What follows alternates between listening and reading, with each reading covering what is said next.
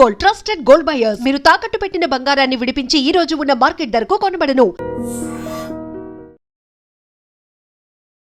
నమస్కారం, welcome to I dream. ధర్మ మార్గం విత్ విజిత కార్యక్రమానికి స్వాగతం.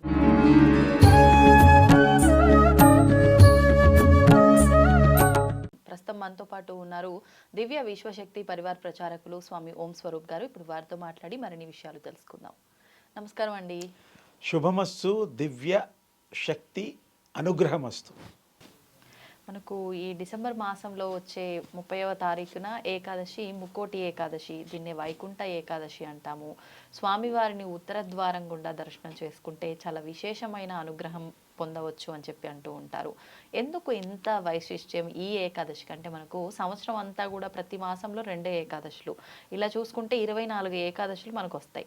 విశేషంగా కొన్ని మాత్రం చాలా ప్రత్యేకమైనవి, అందులో చాలా ముఖ్యమైనది. ఎందుకని అంటే దీనికి అర్థాలు తెలుసుకుందాం.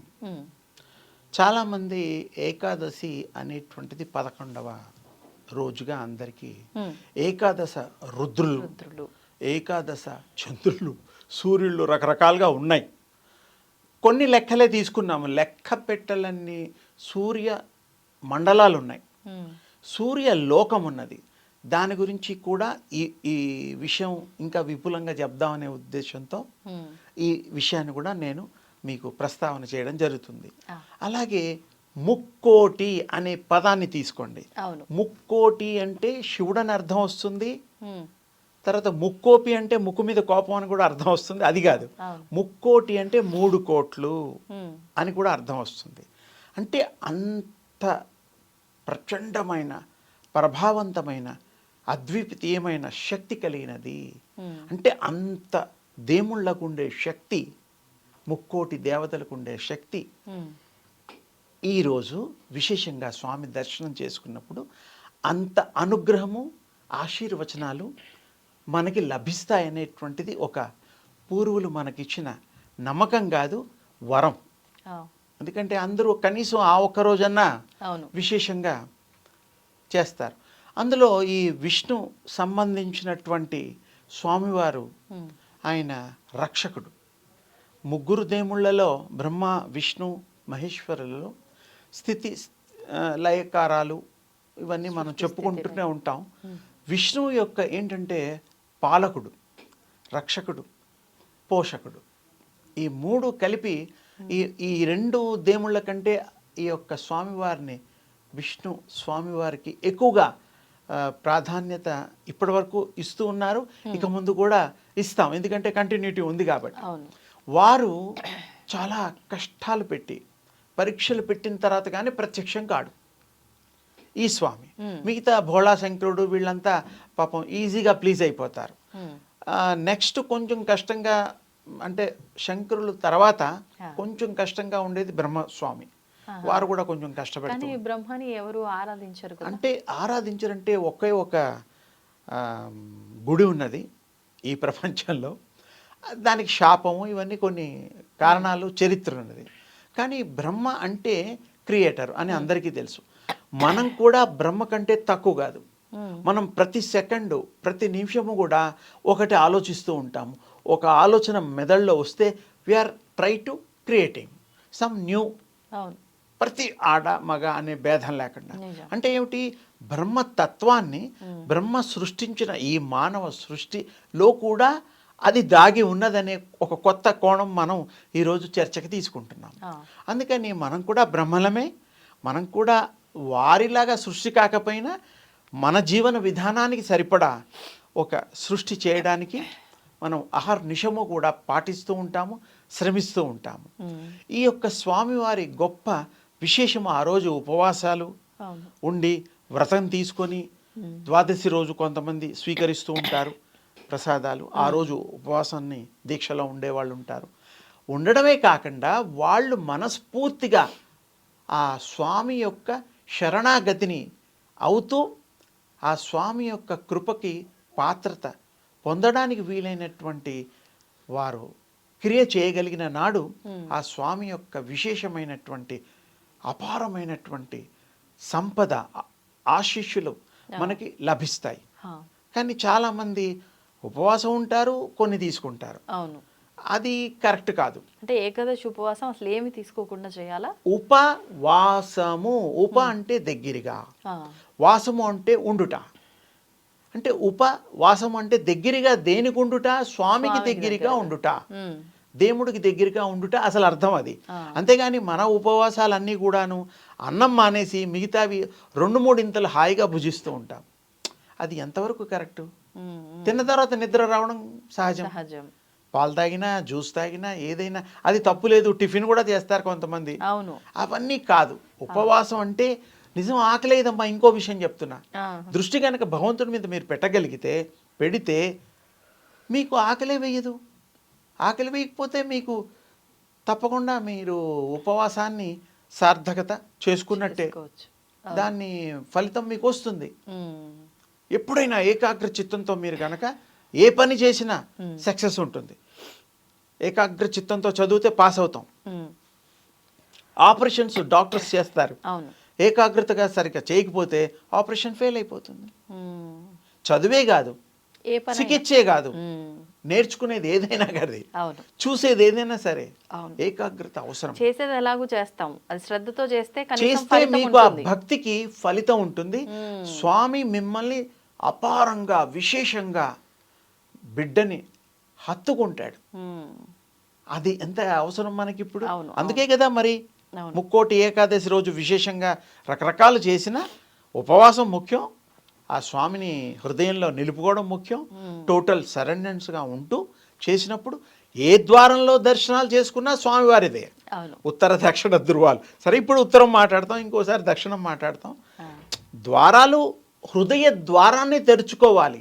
హృదయ కవాటాన్ని ఏ మానవుడైతే తెలుసుకుంటాడో ఆ హృదయంలో వారు దేదీప్యమానంగా కొలువై ఉన్నారు. వారిని దర్శించమని, ఆ ద్వారం తెరుచుకోమని నేనంటాను. ఈ ద్వారం సరే తెరుచుకుంటాం, క్యూలో ఉంటాం, 1 మైల్ దూరం క్యూలో ఉండొచ్చు. ఆ క్యూలో ఉన్నప్పుడు కూడా కనీసం ఆ స్వామినామం చేయమంటాను నేను. ఇంకా జరగలేదు క్యూ, ఇంకా నేను అంత దూరంలో ఉన్నాను, అవును. ఇంకా రాలేదు, గంట అయింది, ఇంకో గడప దాటలేదు, ఈ గొడవలు. అవును. ఇది వద్దు. ఇది ఉంటే ఇంకా మరి స్వామివారు ఎప్పుడు మీకు దర్శనాలు ఇస్తారు? అవును. స్వామివారిని చక్కగా ఏకాగ్రతగా క్యూలో ఉన్నా సరే నామం చేయండి, అవును. గడప దాటుతున్నా నామం చేయండి. ఉమ్, కడకి మనం ఈ దేహాన్ని వదిలేటప్పుడు కూడా నామం చేస్తూనే ఉండాలి. అష్టాక్షరి మంత్రం సరే, మీ చేయొచ్చంటారా? ఇష్టం. ఎవరు మీ గురువులు ఇస్తే ఆ. ఆ నామాన్ని చేయొచ్చు. కొంతమంది గతంలో చెప్పారు, పూర్వం ఓ మహానుభావుడు సరే ఎప్పుడు పేరుకే దండం పెట్టుకుని వెళ్తూ ఉండేవారు. ఆ. అలా కాదు, మీకు సంతానం కలిగిన తర్వాత పిల్లలకి దేవుడి పేర్లు పెట్టండి అన్న. ఉమ్, ఉమ్, సరే స్వామి అన్న. ఒకరికేమో బ్రహ్మ అని పెట్టాడు, ఉమ్, ఒకరికేమో శివ అని పెట్టారు, ఉమ్, ఒకరికేమో నారాయణ అని పెట్టారు. నారాయణ అంటే నారాయణ స్వరూపం. అంతే. ఆయన ఎందుకు ఈ విషయం చెప్పాడంటే, మీ చివరి కాలంలో ప్రాణం వదిలేటప్పుడు ఉమ్, ఈ 3 పిల్లల్లో ఎవరిని పిలిచినా పలికినా మీకు పుణ్యం, ఊర్ధ్వగతులు వస్తాయి. ఉమ్. కనీసం వ్యాపారాల్లో అబద్ధాలు అవి ఇవి ఊర్ధ్వగతులు అంటే పైలోకాలు. అంటే పై లోకాలు, మంచి లోకాలు, ఊర్ధ్వంగా మంచి స్థితి. ఓకే. అయితే ఆ మంచాన పడ్డాడు ఒకరోజు. పాపం ఏజ్ కదా. అవును. అయితే కర్మ బుద్ధి ఎలా ఉందో అది చెప్తున్నారు ఇక్కడ. ఆ, 3 పిల్లలు ఉన్నారు. ఫస్ట్ వాడు మరి నారాయణుడు. ఆ, సరే, వాళ్ళందరూ పెద్దవాడిని పిలవాలి కదా రేపు చేయాల్సిన కార్యక్రమాలన్నీ కూడాను. అయితే ఆయన పక్క వాళ్ళు, ఆ భార్య, ఇంకా చుట్టాలు, బావమరుదులు అందరూ వచ్చేసారు. ఆ, అంతిమ కాలం కదా. అవును. నాయన కొడుకును పిలువు. ఆ, ఆయన గారు ఎలాగో నీకు నారాయణ పేరు పెట్టారు, పిల్లలకి పెట్టమన్నారు, పెట్టారుగా, ఇలానన్నా పుణ్యం పురుషార్థం. సరే, తులసి తీర్థం అవన్నీ పోస్తాం, అది వేరే. అంటే ఆ రోజు ఆయన కర్మ ఆ, అంటే ఎప్పుడైనా దేవుడికి దండం పెట్టుకోవడం, ఎప్పుడైనా దేవుణ్ణి ఆరాధించడం ఉంటే అలవాటు ఉండేది. అవును. కొడుకులకి పేరు పెట్టినా కూడా ఉమ్, పిలవయ్యా అంటే పలకలేకపోతున్నాడు. నా నా అని మనసులో అనుకుంటున్నాడు, బయటకు అనలేకపోతున్నాడు. ఆ, అయితే కనీసం నాని అంటే మిగతా యణాన్ని మనమన్నా కంప్లీట్ చేయొచ్చు ఆ, అని నారపీచ ఒకటి పట్టుకొస్తారు, తాడు. అది చూపిస్తే నా అంటాడేమో అని నారా అంటే కనీసం మేమన్నా 2 పదాలు నారాయణ పూర్తయి. అని చేయొచ్చు 2. ఇలా చూపిస్తే నాన్ లేదు, ఎనా లేదు ఏమీ లేదు, పీచు పీచు అన్నాడు. అంటే వాడికి ఆ కర్మలో యోగం లేదు. దేవుడు నామం పేరు పెట్టి పలకడానికి కూడా, కూడా అదృష్టం ఉండాలి. దేవుడు పేరు కొడుకులకి పెట్టి కూడా అండానికి ఆ టైంలో తొయిల. అంటే ఇక్కడ అర్థం ఏమిటి? రెగ్యులర్గా పూజలు చేసిన వాళ్ళకి, రెగ్యులర్గా భగవంతుడిని ధ్యానం చేసిన వాళ్ళకి అప్పుడు కరెక్ట్ పదాలు వస్తాయి. ఎప్పుడో ఒకసారి రమ్మనమంటే రావు. అందుకని పేరు పెట్టినా పిలవాలి. అందుకే పెద్దవాళ్ళు కదిలినా మెదిలినా పడుకున్నా లేచినా ఏదో దేవుడి పేరు నామస్మరణ. అంటే ఇక్కడ ఏం అర్థమైంది మనకి? మనం ఎంత ప్రయత్నం చేసినా ఆ నారతో పేనిన తాడును చూపించినా వారు నాని కూడా అనలేకపోయారు. అది మన యొక్క దౌర్భాగ్యము. నిజంగానే. అందుకని రెగ్యులర్గా దేవుణ్ణి నామస్మరణ చెయ్యాలి. చేస్తే ఎప్పుడు అదే ధ్యాసలో ఉంటాం. మీరు పనులు చేయొచ్చు మిగతాయి. దేవుడే చేయిస్తున్నాడు అనుకోండి, ఆ నారాయణుడే చేస్తున్నాడు అనుకోండి, ఆ కృష్ణస్వామి చేస్తున్నాడు అనుకోండి, ఆ విష్ణుస్వామి చేస్తున్నాడు అనుకోండి. ఇలా అనుకొని గనక ఈ పద్ధతుల్లో ఫాలో అవుతే తప్పకుండా మనకి స్వామివారు సంపూర్ణ అనుగ్రహం, చక్కటి స్వర్గప్రాప్తి. ఇప్పుడు మీరు చెప్పిన ఉదాహరణను బట్టి ముందరంతా ఆయన నామస్మరణ చేయలేదు కాబట్టి పిల్లల పేర్లు పెట్టించైనా అంటే పిల్లలు ఉన్నా కూడా వాళ్ళు రెగ్యులర్గా కాంటాక్ట్లో ఉండేవాళ్ళు కాదు. ఇంట్లో ఉన్నవాడు కనీసం వచ్చేది అంటే ఆ రకంగా అయినా పలికిద్దాము అని అనుకున్నారు. వీళ్ళ ప్రయత్నం. అప్పటి వరకు కుదరలేదు. ఇంకా అంతిమంలో ఆ ఒక్కసారి అన్నంత నాన్న అంటాడేమో. ఉంటుందా ఫలితం? ఉంటుందా ఆ ఒక్కసారి అన్నంత మాత్రం? అంటే వీటికంటే కొంచెం బెటర్ కదా. ఓకే, అదేదో గుడ్డిలో మెల్ల అనకపోయినా ఒక పర్సంటేజు నామాన్ని ఆ దృష్టి, భగవంతుడి దృష్టి అన్న ఆ ఏకాగ్రత కుదిరితే ఆ ఒక్క సెకండ్ అయినా అనడం వల్ల భగవంతుడు కృప చేస్తాడు. ఓకే, అంతిమ యాత్ర కదా. అవును. ఆ టైంలో కూడా దేవుణ్ణి తలుచుకోకపోతే ఎప్పుడు తలుచుకోలేదు. డబ్బులు తలుచుకుంటాం, భార్య పిల్లలు తలుచుకుంటాం, ఇంకా డబ్బు కావాలనుకుంటాం, బంగారం అన్నీ ఏది కావాలన్నా కోరుకుంటాం, ఇల్లులు కట్టుకుంటాం, కార్లు కొనుక్కుంటాం. మరి భగవంతుడు నామం చేస్తే ఏమైంది? ఆయనే ఇస్తున్నాడు కదా. మనం ఎంత కష్టపడ్డా కొంతమందికి రూపాయి రాదు, కొంతమంది ఏమి చేయకుండా రూపాయి వస్తుంది. పూర్వజన సుకృతంచం. కొంతమంది ఒకసారి చదివితే వాళ్ళకి పట్టేస్తుంది, ఏకసంతాగ్రాహి. విన్నా పట్టేస్తారు కొంతమంది.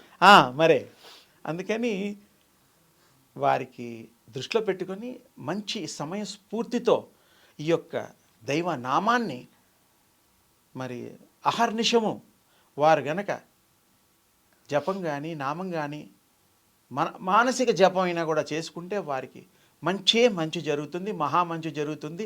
కృతార్థులు చరితార్థులు అవుతారు. సర్వే జనా సుఖినో భవంతు. ధన్యవాదాలు.